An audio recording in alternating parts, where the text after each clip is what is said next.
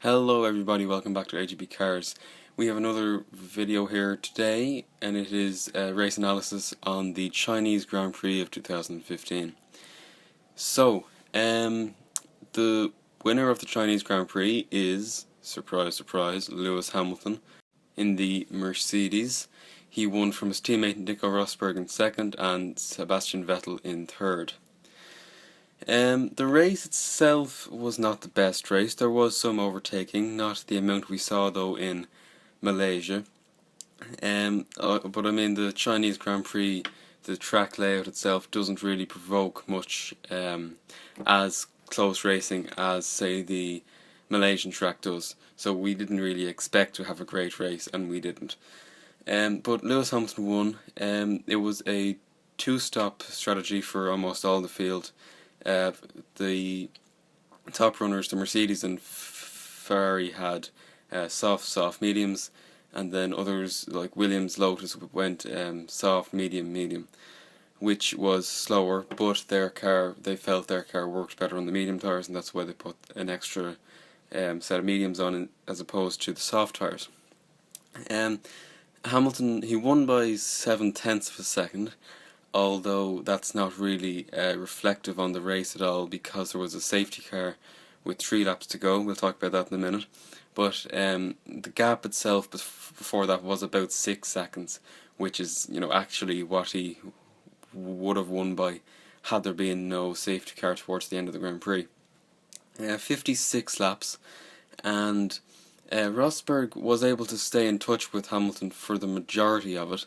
He felt it was quite, after the race and the interviews, he was complaining that Hamilton wasn't going very fast, and Rosberg was trying to stay at about 2 seconds behind Hamilton, because if he had have been any closer to that, his tyres would have went off a lot quicker. And he said there wasn't really any point in trying to overtake, because it is the same car, and if he was able to push and try and overtake Hamilton, Hamilton would be able to push and maintain the gap effectively. So Rosberg felt that he wanted to stay at 2 seconds behind Hamilton, but because Hamilton wasn't going very fast to protect his own tyres, Nico Rosberg was being kind of pushed back into the reach of Sebastian Vettel in the Ferrari. And he made it quite clear after the race, did Rosberg, that he wasn't very happy at all in that he expected Hamilton to pull away a bit so that he'd have a bit of breathing space between himself and the Ferrari. And he asked the team to tell Hamilton to speed up, which they did. But even still, Hamilton said after the race that he was minding his own business, minding his own tyres, and it was up to Rosberg to pass him if he felt like he was being held up. But overall, quite a straightforward race for Mercedes. Rosberg did have to pit a bit earlier for his second stop to try and get to not let Vettel get too much of an advantage, because he pitted the lap before, and the undercut really works here in China. So pretty straightforward. Sebastian Vettel also had quite a straightforward race in third. He was on his own for the majority of it, just chasing Rosberg. It didn't really have the pace in the car to challenge either of the Mercedes. I did get the impression that the Mercedes was not going as quick as it could have. I'd say there is a bit more pace in that car than what we saw today. Kimi Räikkönen in fourth, quite close to Vettel the whole race. He was compromised a bit at the start, because of course he did start the race in sixth, so he had to work his way past the Williamses, which he did on the first lap, but he was at a disadvantage and then he lost some time to Vettel, because Vettel had the option to pit first, which obviously gave him advantage being on fresher tyres for longer. Then behind the Ferrari were the Williamses, and was pretty healthy gap that Ferrari have to Williams. I said in the preview video of China that it would be Mercedes, Ferrari, Williams in that order, and a lot of time in between them. And it certainly was that. I think Massa was 30 odd seconds behind Kimi Raikkonen. Obviously it was closed up towards the end because of the safety car, but Williams certainly have a lot of work to do to catch the top two teams. So Massa 5th and Bottas in 6th.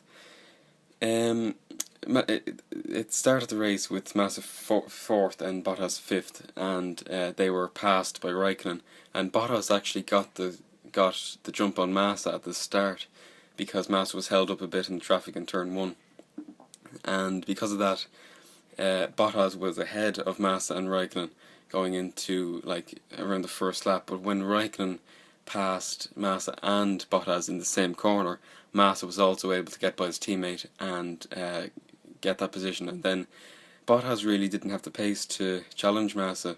I get the impression from the race that if Massa was behind, he probably would have been able to pass Bottas, because he stretched the gap to over 10 seconds over the race, which was certainly impressive for Massa, showing that because of course last race in Malaysia Bottas got past Massa with only a couple of laps to go, so Massa really needed to sort of stand up for himself and say, no, I am the quicker driver, kind of. Then under them in 7th position was Romain Grosjean in the Lotus. Lotus's first points of the 2015 Formula 1 season. Grosjean's first points since Monaco 2014, so very long time, quite overdue for Romain Grosjean. He had a straightforward race as well, not much action around him. Quite a bit off the Williams, but he did show very strong race pace, and Williams were kind of saying that although we were ahead of Lotus, Lotus looked the quicker car on the track, so encouraging signs for Lotus being able to worry the likes of Williams, very encouraging. Lotus also was actually very quick on the straight, of course. Now with the Mercedes engine, they were top of the speed traps. Just an interesting note. Then Sauber, Felipe Nasr and Marcus Ericsson both got into the top 10, 8th and 10th. Marcus Ericsson being in 10th. Nasr and Ericsson didn't have Sauber haven't shown the pace that they showed in Australia. This was relatively close and certainly an improvement on Malaysia, but they were certainly slower than the Toro Rosso in the hands of Max Verstappen anyway, although Max Verstappen did retire, so it was not able to finish ahead of them. And it looks pretty equal between the Sauber and the Red Bull. I think that will be quite an interesting race in, well, all the races and in the Constructors' World Championship, because they are quite evenly matched. And although Red Bull, who I'll talk about in a sec, did have an atrocious weekend this weekend, I'd say they probably will jump ahead of Sauber as the season goes on. So yeah, Red Bull had really an atrocious weekend. They had awful brake issues in practice. Then Kvyat had a power issue fault in qualifying, which meant he didn't have as much power as he would have, which meant he was quite down the grid. Then Ricciardo had an awful start. He bogged down, went into anti-stall, which put him almost to the back. Was able to work his way up to 9th though, but the car didn't look very stable or steady. I'd still put the Toro Rosso above the Red Bull in race pace. So that's the top 10 rounded out. Then we go down to Sergio Perez in the Force India, who finished 11th. Force India is maybe slightly quicker than they have been in Australia and Malaysia, but still well off the pace. A lot of work needed to be done there. Perez, of course, as well, was the only finisher for Force India. Then McLaren finished 12th and 14th. Alonso 12th, Button 14th. Button originally did finish 13th behind Alonso, but then received a penalty for a collision he had with Pastor Maldonado in the Lotus. This incident was quite odd actually, and very uncharacteristic for Jenson Button. He's normally a very sort of clear-headed, calm, smooth, clean driver, and he just kind of misjudged, I suppose, the length of his car and just tagged the back of Pastor Maldonado, which led to his retirement. Button, though, was able to carry on and did finish in 13th, but then was given a 5-second penalty afterwards, which dropped him down behind Carlos Sainz in the Toro Rosso. McLaren looking like they have made another improvement over what they had in Malaysia. They were quite close with the Force India, and they both finished the race as well, which is key because they have seemingly only focused on the performance side of things, not really focused on reliability. So finishing races is really like what they need to be doing to get as much data and telemetry as they can to improve the car. Splitting them was Carlos Sainz in the Toro Rosso. Didn't have the greatest race. He started on the mediums and was just not able to get that working at all. He had a spin very early on, lap 2 or 3, which put him right to the back and compromised his whole race really. But still, Toro Rosso is certainly not a bad car. Both Manor Marushes finished as well. I still don't know what to call it. Will Stevens was ahead of Roberto Merri. Merri also had a 5-second penalty because he was too slow under the safety car.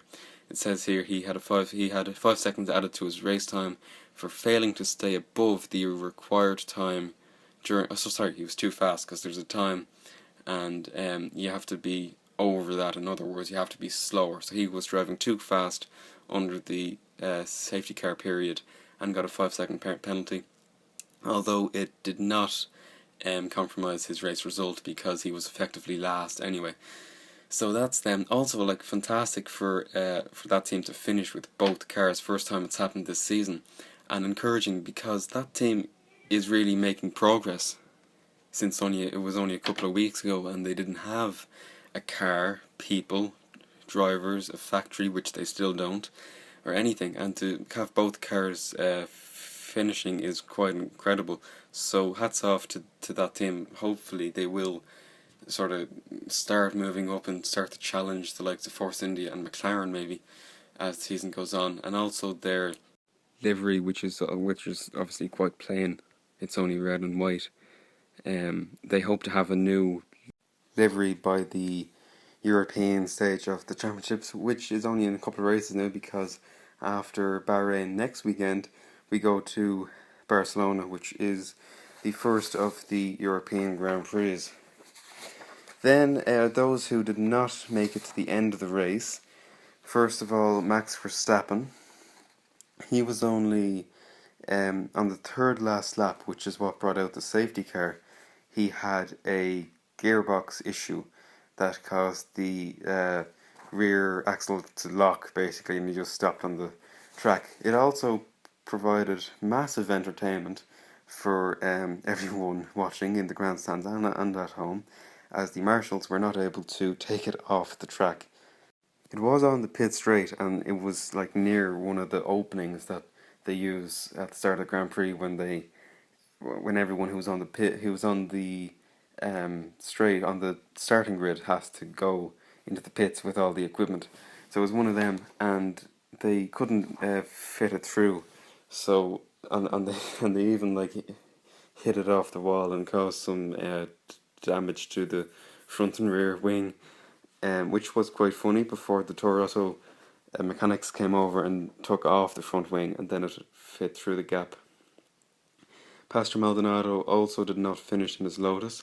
He is still yet to finish a Grand Prix in the year. He still hasn't. He retired in Australia through no fault of his own when he was tagged by Nasser. Then he had an issue in Malaysia, and now, although this wasn't totally his fault, his race was almost ruined anyway, because he missed the pit entry, like what Lewis Hamilton did in 2007, which cost him his championship. He went into the gravel trap on the entry to the pits. Instead of this, because the area is paved over now with tarmac, Maldonado just went straight on and forgot about the pits, seemingly. So he lost a lot of time there. He also did a nice pirouette on the track as well. He got a wheel on the grass and went around 360 degrees. So his race was pretty much ruined anyway, before he had the contact with Jenson Button. But that contact with Jenson Button, it damaged his brakes, and then that caused him to retire towards the end of the Grand Prix. Kvyat retired in the middle of the race with quite a catastrophic engine failure, with clouds of white smoke everywhere. And then Nico Hulkenberg, also in the Force India, quite early on pulled over with a gearbox issue.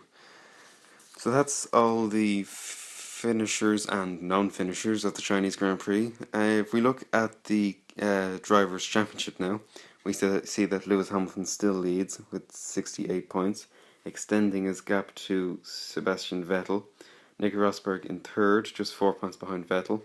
Then in a whole other race, it's a huge points gap down to fourth. Felipe Massa with 30 points, Raikkonen with 24, Bottas with 18, and then the next group really is Nasser in the Sauber ahead of Ricciardo in the Red Bull, Romain Grosjean, Nico Hulkenberg, Max Verstappen. Max Verstappen has also had some very, very bad luck. He should be a lot higher than that with 6 points. He hasn't finished 2 of the Grand Prix out of 3, so those 6 points were from Malaysia altogether. So he effectively will move up the field when he starts finishing races. Then his teammate Carlos Sainz the same number of points.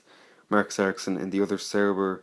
Kvyat also had some bad luck and bad reliability with his Red Bull, 2 points. Sergio Perez, the last man with points, in 15th place.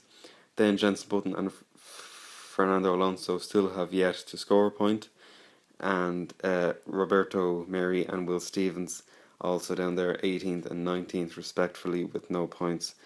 Maldonado is also last because he is the only one yet to actually finish a Grand Prix. Then we look at the constructor standings. Mercedes obviously on top with 119 points. Ferrari way behind with 79. And then Williams even further behind with 48. Then in the whole other group again, Sauber with 19. Red Bull with 13, which will be close, I'd say, this year between Sauber and Red Bull for 4th place. Actually, no, Toro Rosso will be in that mix and slightly above. I'd put Toro Rosso for 4th place this year. Then under them, Force India with 7 points, Lotus with 6, and of course McLaren and Marussia at the bottom. So thank you for listening. Hope you enjoyed the Grand Prix today. Subscribe to the channel if you want more videos like this. Like the video if you found it informative or interesting or anything like that. And I'll see you soon for the Bahrain Grand Prix, which is next weekend. Thank you very much for listening. Goodbye.